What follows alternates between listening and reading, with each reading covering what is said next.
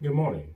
This is Jay Trucker 717, and you are listening to Jay Trucker 717 broadcasting. I got my coffee this morning, very early in the morning, so make sure you get your coffee. All right, what are we talking about today? We're talking about, this tends to be a tough one for truckers, is the hours of service. That's something that has been on most truckers' mind right now because it's changed and doesn't change very much. So the hours of service is four things they changed in the hours of service. The old rule was drivers have to take a 30-minute break in off-duty status within the first 8 hours of duty hours. The new rule says drivers will take 30-minute break in on-duty non-driving status within their first 8 hours of drive time.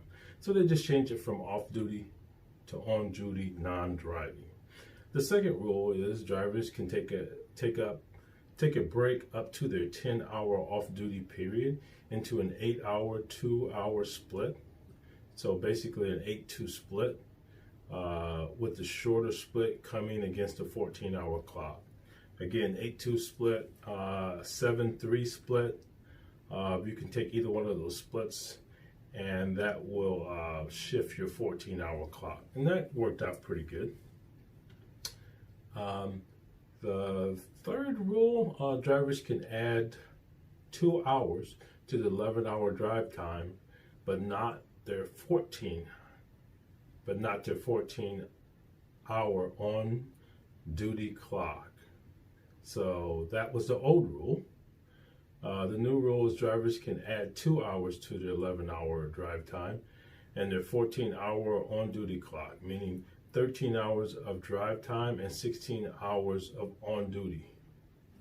Okay, so basically they extended the drive time and the 14-hour clock 2 hours.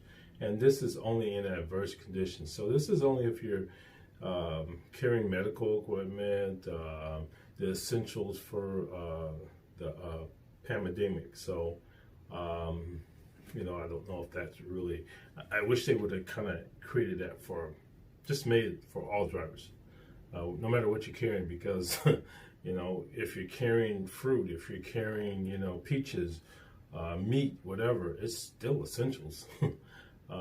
So you don't have to specifically, I don't think you should have to specifically be required to carry medical devices, masks, or something like that. It should be, this is a pandemic. We need meat, we need toilet paper, we need all that.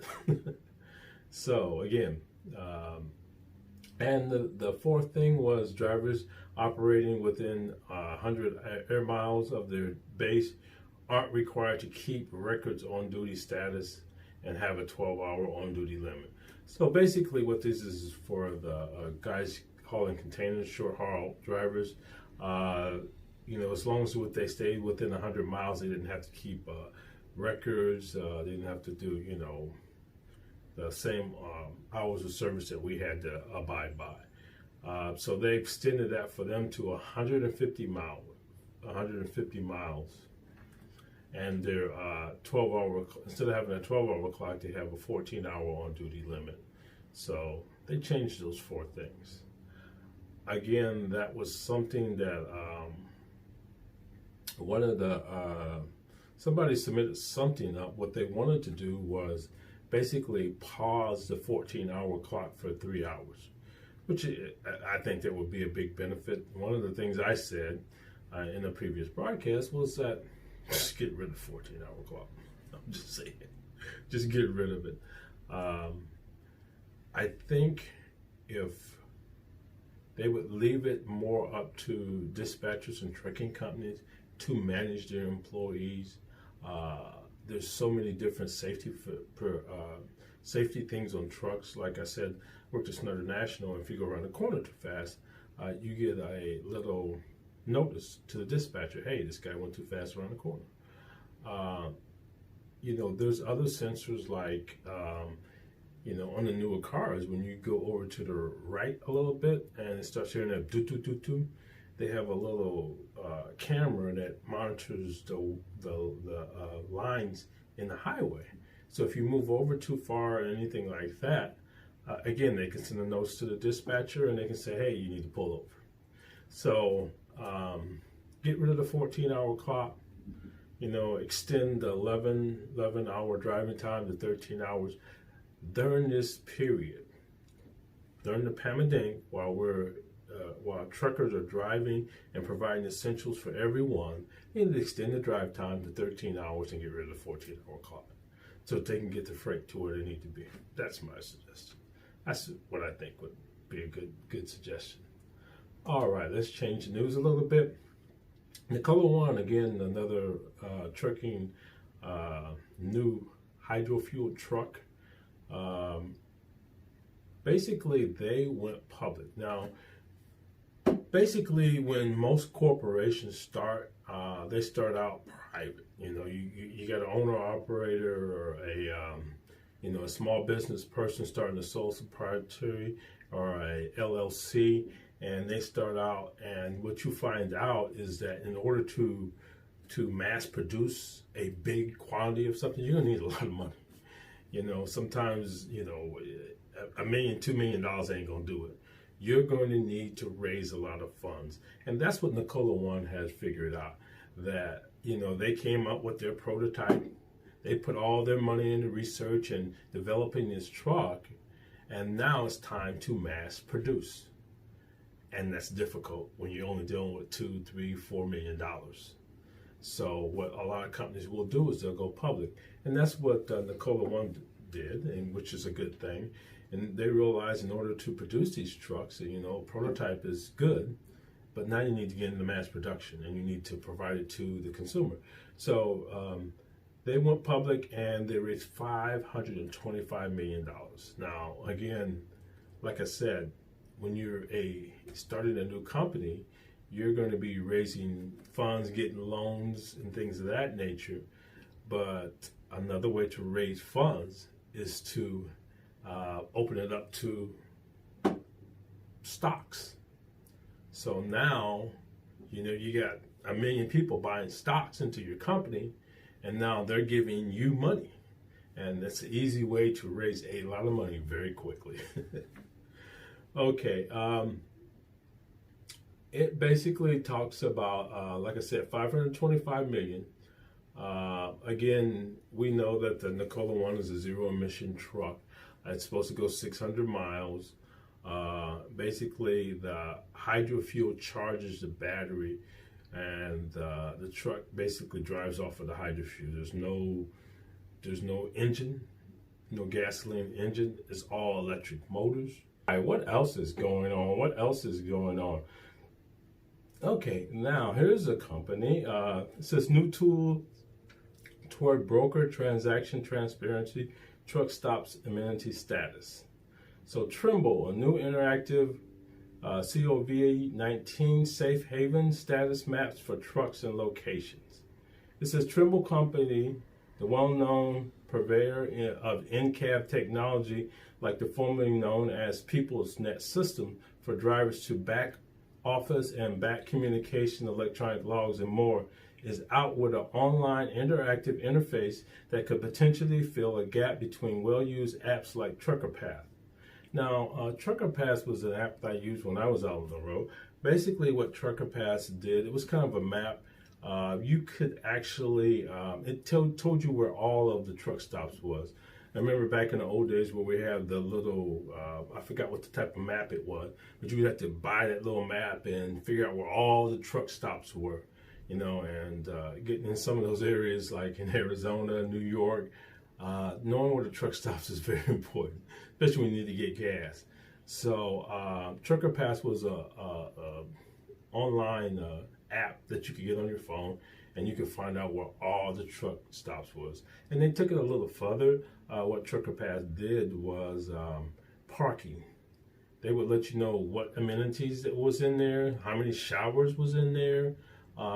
It would tell you how many parking spaces they actually have available at the truck stop. It was kind of a pretty neat app, especially if you're driving to a truck stop and you don't want to pull over just to see how many trucks pop. You know how you drive in, drive around, and then get back on the freeway. Well, Trucker Path kind of took that away by letting you know, hey, this truck stop is full. No, this has like 20 spots. So, I mean, it wasn't 100% accurate. It went by other truckers, responding to it. But it was pretty good. At least you knew when you pulled in, okay, this truck stop has 5 spaces. Most likely it's probably full. If it has 100 spaces, you know good and well there's parking space there. So it was kind of a neat app in the sense that you didn't have to pull in to see if there was parking spaces. So that's what this company is doing. It's taking it to a new level with this map that is coming out with a very good tool. Okay, what else is going on? All right. Talked about the hours of service already, and talked about. All right, so let's talk about.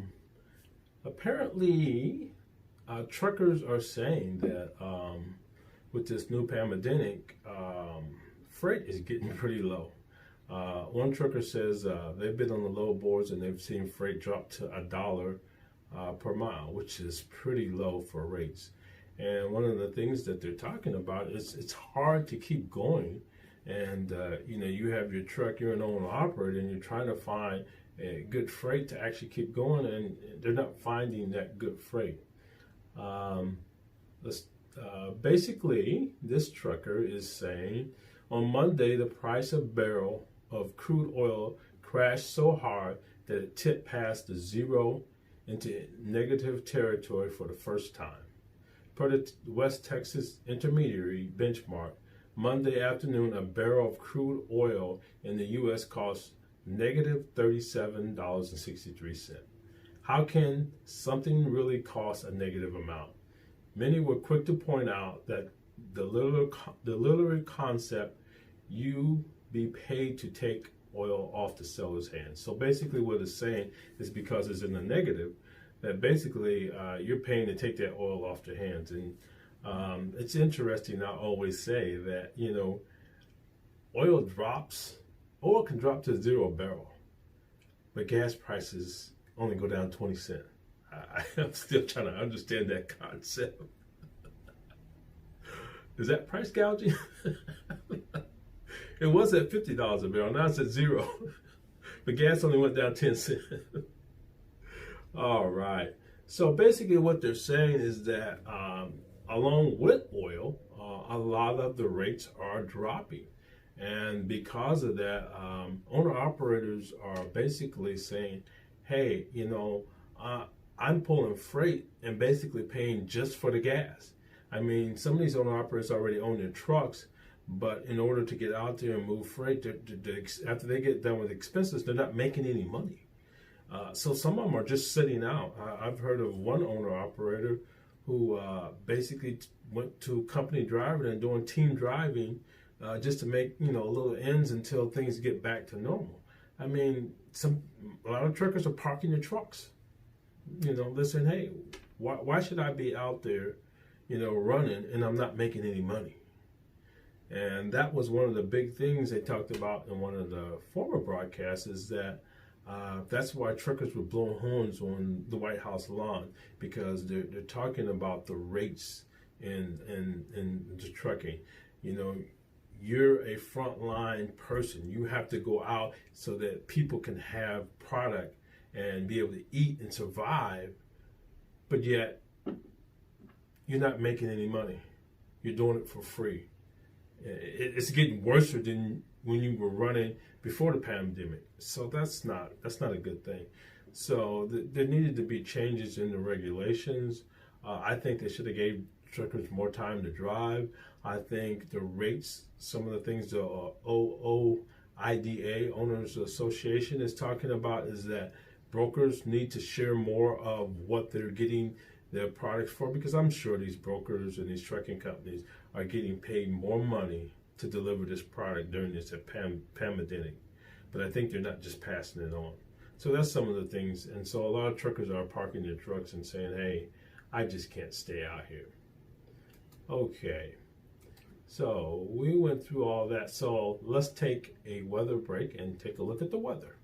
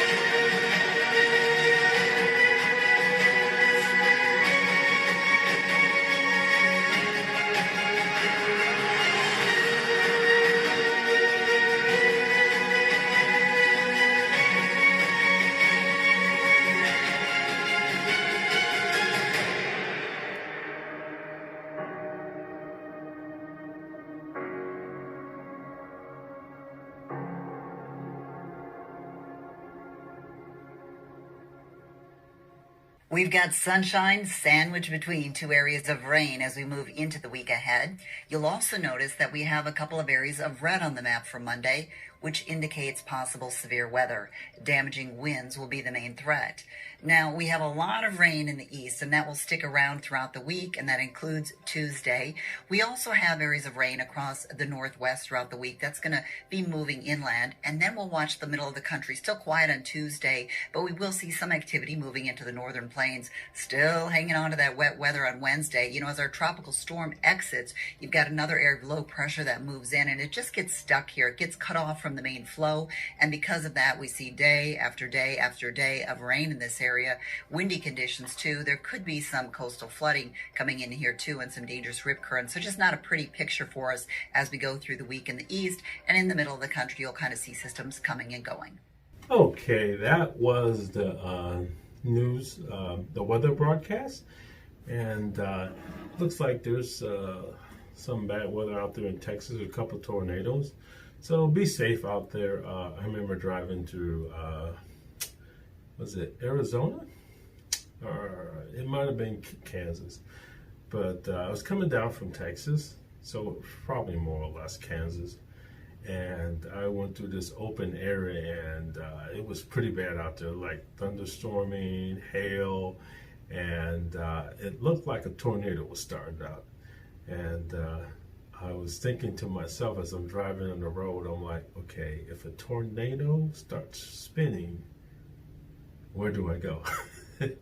you never think about that until you're out there in the situation. It's like, hey, I know you can pull over, get under the truck, get in the ditch. So those are things I was thinking about that I was going through. So again, I always put the weather broadcast on there because it's very important that you know what the weather is. As driving, one of the biggest things I always try to do was, know where the rain is, know where snow is, know where any type of weather conditions is, so that I can drive appropriately, and maybe I can drive around it, or plan my trip accordingly. Again, this is J Trucker 717, and you're looking to J Trucker 717 Broadcasting. Again, I'm always going to say this. If you like this broadcast, please like, share, and subscribe. Hit that subscribe button. Keep this program on the air. Thank you so much, and have a wonderful day. Peace. J Trucker 717 out.